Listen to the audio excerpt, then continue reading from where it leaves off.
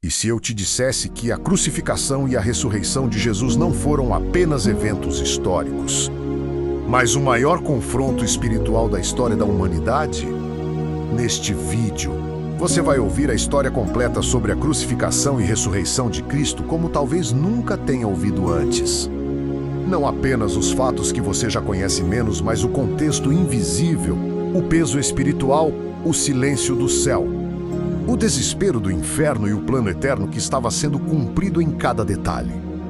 Você vai entender o que realmente aconteceu nas últimas horas antes da cruz. O significado profundo do véu rasgado. O que aconteceu nos 3 dias em que Jesus esteve no túmulo. Porque a ressurreição não foi apenas um milagre, mas uma declaração de guerra contra a morte. E como tudo isso muda a sua vida hoje. Esta não é apenas uma história de sofrimento, é uma história de amor radical, de traição, dor e sacrifício, mas também de vitória, redenção e poder. Prepare-se para enxergar a cruz de uma maneira que pode transformar sua fé para sempre. Porque quando você entende o que realmente aconteceu entre a chara da crucificação e o domingo da ressurreição, você nunca mais vê sua própria vida da mesma forma. Assista até o fim, menos o que você vai descobrir pode reacender sua fé, renovar sua esperança e lembrar você de que a ressurreição ainda está acontecendo na vida de quem crê.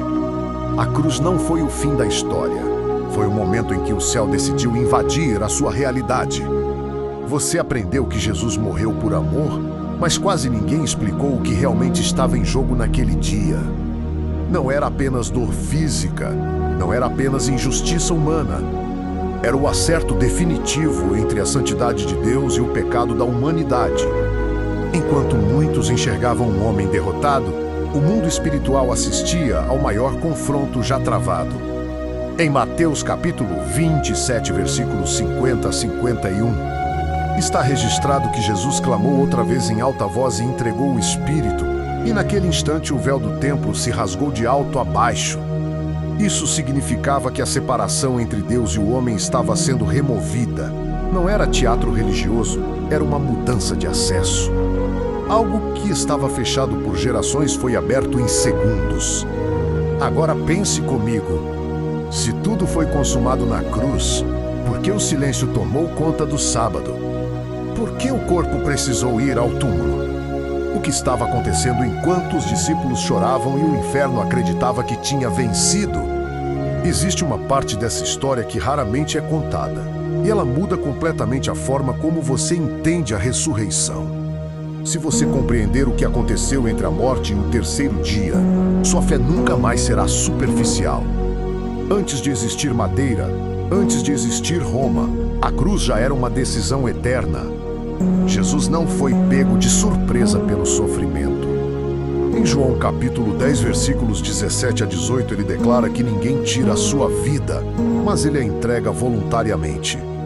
Isso revela intenção, não acidente. A cruz não foi improviso, foi plano. O pecado havia criado uma dívida que nenhum ser humano conseguiria quitar.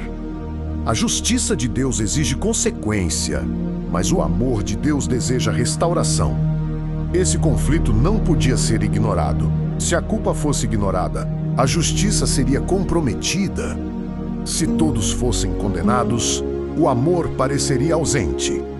A cruz resolve essa tensão sem enfraquecer nenhum dos atributos divinos. Quando Jesus é julgado e condenado, algo invisível acontece. Em Isaías capítulo 53, versículo 5, afirma que ele foi traspassado por causa das nossas transgressões. Não se trata apenas de sofrimento físico, trata-se de substituição. Ele assume legalmente a culpa que não era dele. A responsabilidade espiritual da humanidade é colocada sobre um único corpo. Quando ele declara que está consumado, não está dizendo que a dor terminou. Está afirmando que a dívida foi paga por completo. Só que a história não termina ali. Se o pagamento foi realizado, por que o corpo foi colocado em um sepulcro? Por que 3 dias de silêncio? É nesse ponto que a maioria para. Mas é exatamente aqui que começa a parte que quase ninguém explica. O sábado foi o dia que confundiu todo mundo. A cruz havia sido levantada, o sangue havia sido derramado, o corpo estava envolvido em lençóis e colocado em um túmulo selado. Para os discípulos, aquilo parecia o fim. Para os líderes religiosos, parecia vitória. Para Roma, era apenas mais uma execução encerrada. Só que o silêncio da terra não significava inatividade no mundo espiritual. Existe uma dimensão dessa história que raramente é explorada. A morte de Jesus não foi apenas física. Quando ele entrega o Espírito, algo se move além do que os olhos podiam ver. A Escritura revela que Cristo também proclamou sua vitória. Em primeira carta de Pedro, capítulo 3, versículos 18 a 19, declara que, sendo morto na carne, mas vivificado no Espírito, foi e proclamou aos espíritos em prisão. Isso aponta para um movimento espiritual entre a cruz e a ressurreição. Enquanto o corpo estava no túmulo, a obra não estava interrompida. O pagamento havia sido efetuado na cruz, mas a vitória precisava ser declarada. Imagine o impacto disso. Aqueles que acreditaram que tinham eliminado o Filho de Deus começaram a perceber que a morte não tinha autoridade final. O que parecia derrota era, na verdade, a execução de um plano eterno. O sábado representa aquele momento em que tudo parece parado na sua vida. Você ora, você crê, mas não vê movimento. A cruz já aconteceu, a promessa já foi dada, mas o resultado ainda não apareceu. É nesse espaço de silêncio que muitos desistem. Só que o silêncio de Deus nunca significa ausência de ação. Significa que algo está sendo resolvido em um nível que você ainda não consegue enxergar. Se o sábado foi o dia do silêncio aparente, o terceiro dia seria a resposta que ninguém conseguiria impedir. E o que aconteceu naquela madrugada não foi apenas um milagre isolado. Foi uma declaração pública de que a morte perdeu seu direito de governar. A madrugada do terceiro dia não começou com celebração, começou com vigilância. O túmulo estava selado, guardas posicionados, a pedra colocada como símbolo de controle humano. A intenção era clara, encerrar qualquer possibilidade de esperança. Só que o poder de Deus não se submete a selos nem a estratégias militares. Em Mateus capítulo 28, versículos 2 a 4, está registrado que houve um grande terremoto. Porque um anjo do Senhor desceu do céu, removeu a pedra e sentou-se sobre ela. A pedra não foi removida para Jesus sair. Foi removida para que o mundo visse que ele já não estava preso ali. A ressurreição não foi um ato silencioso escondido no escuro. Foi uma intervenção que abalou estruturas físicas e espirituais. O túmulo vazio não é apenas uma evidência histórica, é uma declaração legal.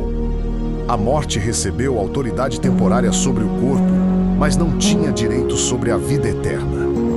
Quando Jesus ressuscita, ele não retorna como vítima sobrevivente, retorna como vencedor absoluto. Aquele que carregou o peso do pecado agora carrega a prova da vitória. Perceba o contraste. Na sexta-feira parecia derrota pública. No sábado parecia silêncio constrangedor. No domingo tornou revelação incontestável. O que estava escondido foi exposto. O que parecia encerrado foi revertido. A ressurreição não foi apenas o retorno de alguém que morreu. Foi o anúncio de que a condenação perdeu validade. Isso muda a forma como você enxerga seus próprios túmulos. Aquilo que foi selado na sua vida não tem autoridade final se Cristo venceu a morte. O terceiro dia prova que processos dolorosos não anulam promessas eternas. E se a morte não conseguiu impedir o plano de Deus, o que faz você pensar que o seu cenário atual pode impedir? A cruz pagou a dívida. O sábado revelou que o silêncio não é derrota. O domingo declarou que a vida tem a palavra final. E quando você entende essa sequência, sua fé deixa de ser apenas lembrança histórica e se torna convicção presente. A ressurreição não foi apenas um milagre para impressionar seguidores. Foi a inauguração de uma nova realidade espiritual. Quando Jesus se levanta do túmulo, ele não volta simplesmente à vida anterior. Ele inaugura uma condição glorificada, incorruptível, impossível de ser dominada novamente pela morte. Em primeira carta aos Coríntios, capítulo 15, versículos 20 a 22, é revelado que Cristo ressuscitou como primícias dos que dormem. Isso significa que ele não venceu apenas por si mesmo, venceu como representante. A vitória não foi individual, foi substitutiva. Assim como o pecado entrou por um homem, a vida eterna também é restaurada por um. A ressurreição estabelece um novo começo para a humanidade. Não se trata apenas de acreditar que Jesus vive. Trata-se de entender que a morte espiritual não é mais sentença definitiva para quem está nele. Quando Jesus aparece aos discípulos, não encontra homens corajosos, encontra pessoas com medo e portas fechadas. Em João capítulo 20, versículo 19, está registrado que, mesmo com as portas trancadas, ele se colocou no meio deles. Isso revela algo profundo. Nenhuma barreira física ou emocional impede a presença do ressuscitado. O medo deles não anulou a promessa. A dúvida não cancelou a vitória. A ressurreição confronta duas mentiras que ainda tentam dominar vidas hoje. A primeira é que o erro passado define o futuro. A segunda é que situações aparentemente mortas nunca podem ser revertidas. O túmulo vazio contradiz essas duas ideias. Se a morte foi vencida, qualquer realidade submetida a Cristo pode ser transformada. Agora a pergunta se torna pessoal. Se ele venceu a morte, por que você ainda vive como se estivesse condenado? Se a pedra foi removida, por que você continua se sentindo preso? A história da crucificação e ressurreição não é apenas memória religiosa, é convite para uma nova identidade. A vitória que começou naquela madrugada continua ecoando, mas só experimenta quem decide crer e viver à luz dela. A ressurreição não encerra apenas um ciclo de dor. Ela redefine o acesso que você tem a Deus. Quando Jesus vence a morte, ele não apenas retorna, ele assume uma posição. Em Romanos capítulo 8, versículo 34 está declarado que Cristo morreu, ressuscitou e está à direita de Deus, intercedendo por nós. Isso significa que a obra não terminou no túmulo vazio. Ela continua ativa. A cruz resolveu a culpa. A ressurreição confirmou a vitória. A ascensão estabeleceu autoridade. Nada disso foi simbólico. Cada etapa consolidou uma nova posição espiritual. Para quem crê, você não fala com um Deus distante. Você tem um intercessor vivo. Não é memória histórica, é realidade presente. Perceba a sequência estratégica. Primeiro a dívida é paga, depois a morte é vencida. Em seguida, a autoridade é estabelecida. Isso desmonta qualquer acusação contra você. Se o preço foi quitado e o juiz declarou vitória, quem pode sustentar condenação? É por isso que Romanos capítulo 8, versículo 1 afirma que nenhuma condenação há para os que estão em Cristo Jesus. Não é emoção, é posição legal. A história da crucificação e ressurreição chega ao ponto mais profundo quando você entende que não se trata apenas do que aconteceu com ele, mas do que agora pode acontecer com você. A mesma força que levantou Jesus dentre os mortos é descrita em Efésios capítulo 1, versículos 19 a 20 como poder atuante. Não é poder reservado ao passado, é poder disponível. Então a questão deixa de ser histórica e se torna existencial. Você continua vivendo como alguém ainda preso à esfera, tentando sobreviver ao sábado, ou decide viver como alguém alcançado pelo domingo? A cruz revela amor. O túmulo vazio revela autoridade. A intercessão revela continuidade. Agora você tem diante de si a mesma escolha que aqueles discípulos tiveram quando o viram vivo: permanecer no medo ou assumir a nova identidade que a ressurreição oferece. A história foi contada, mas o impacto depende da resposta. Existe um detalhe que muitos ignoram quando falam sobre a ressurreição: Jesus não apareceu primeiro aos poderosos, nem aos líderes religiosos, nem a autoridades políticas.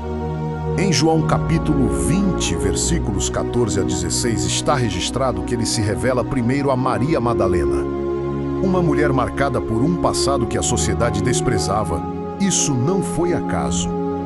Foi mensagem.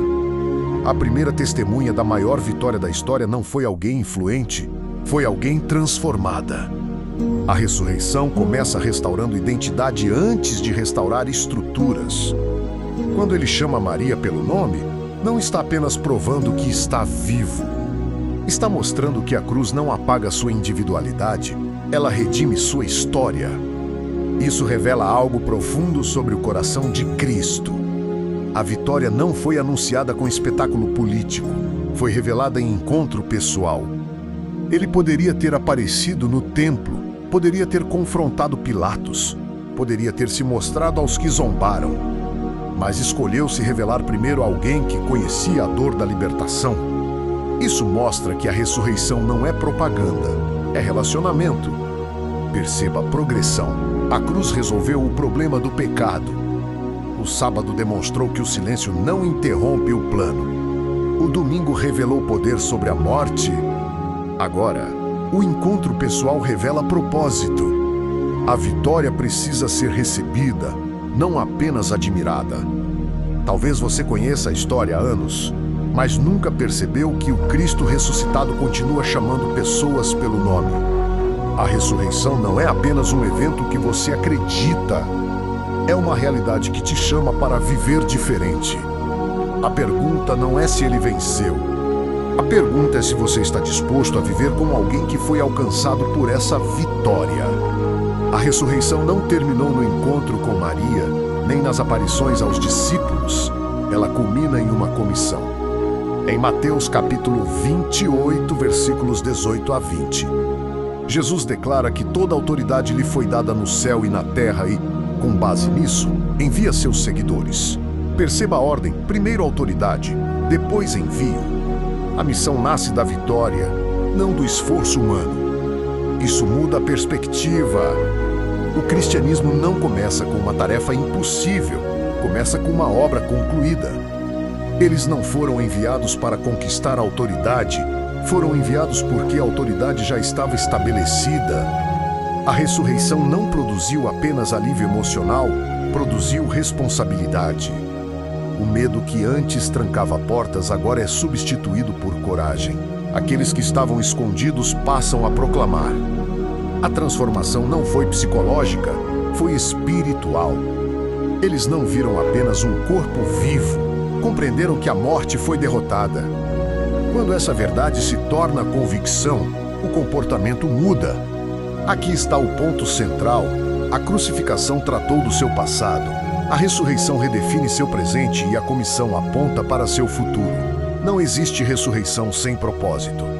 Se Cristo vive, sua vida tem direção. Se ele reina, sua história não está à deriva.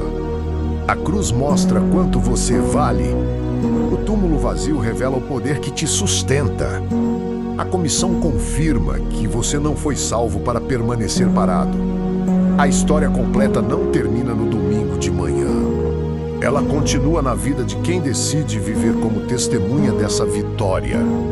Agora a decisão se torna inevitável. Você escutou sobre a cruz, entendeu o silêncio do sábado, viu a força do domingo e percebeu o chamado que se segue. Permanecer espectador ou assumir a identidade de alguém enviado. A ressurreição não é apenas uma celebração anual, é uma convocação diária.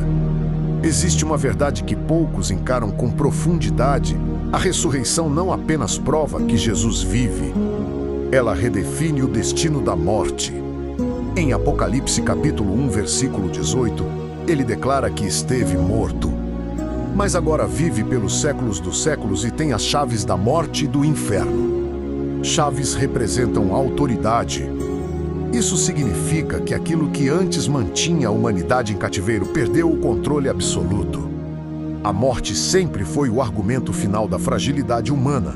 Reis morreram, impérios caíram, gerações passaram. A cruz parecia confirmar essa lógica, porém, o domingo quebrou o ciclo.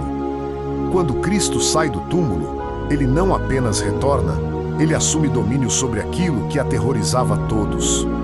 A morte deixa de ser ponto final e se torna transição. Isso altera a maneira como você encara suas próprias perdas. seus medos, suas crises.